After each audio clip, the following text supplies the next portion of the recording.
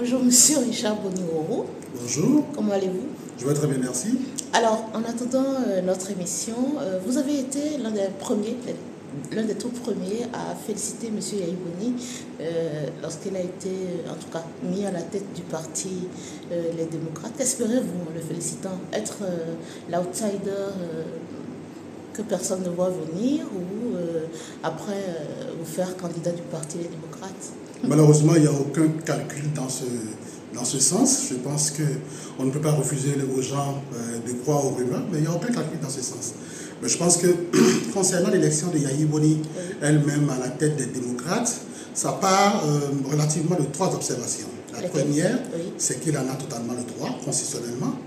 Et la deuxième, celle qui est partagée par toute la classe sociale, c'est qu'il ne veut pas se faire une fois de plus en paparouté, comme ça a été le cas avec le parti, le FCDE, où on sait comment est-ce que c'est devenu. Depuis que Yahya Boni est parti, ce parti est tombé dans le mutisme et est totalement tombé. Il n'y a même plus une personne charismatique qui soit à la tête de ce parti. Ils ont poussé le vice jusqu'à aller mettre à la tête de ce parti cette sorte de bêtise institutionnelle qu'est M.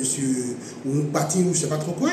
Donc ce parti est complètement tombé. Alors, la troisième que moi je partage, c'est qu'à la tête de ce parti, il faut quand même une personne assez charismatique, telle que Yahya Boni, pour éviter tous les déboires qu'on a connus lors des élections passées, parce qu'il faut reconnaître que lors des élections passées, il y a eu une sorte de laxisme dans la revendication. Les démocrates ont gagné plus que ce qu'on leur a accordé, et la revendication n'a pas été assez vivace. J'aimerais quand même rebondir sur 2 points. Le premier point, lorsque vous traitez de bêtises institutionnelles M. Rompuy, c'est très grave parce que au-delà de M. Rompuy, il y a quand même l'ex-ministre Alassane Soumanou Diemba, il y a comment il s'appelle Je connais toutes ces personnes. Voilà, il y a suffisamment de leaders charismatiques. Je connais toutes ces personnes, mais je ne les ai pas évoquées parce que ces personnes n'ont pas le rôle qu'a M. Rompuy à la tête de ce parti. Et vous savez, vous êtes d'accord avec moi que M. Rompuy ne fait l'objet, il n'est non seulement pas charismatique, il n'est pas consensuel, il est rien, c'est juste une autre sorte, comme je le dis, de bêtise institutionnelle qui a été mise à la tête de ce parti pour le faire couler définitivement. C'est vous qui le dites, M. Richard. C'est moi qui le dis.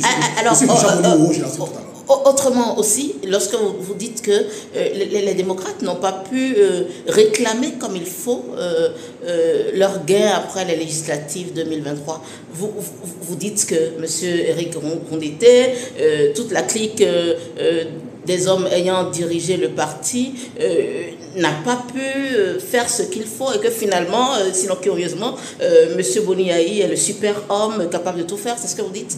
Est-ce que ce n'est pas opportuniste ce que vous dites? Que Boni Yahya soit le super homme, mais Boni Yahya a assez de charisme, a un agenda assez fourni pour pouvoir procéder à des revendications. Boni Yahya aujourd'hui, c'est un monument national. Il faut pouvoir le reconnaître.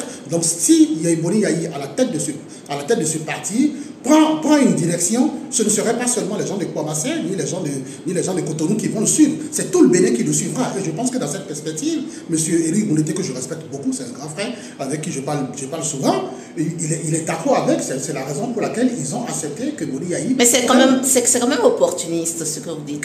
Pourquoi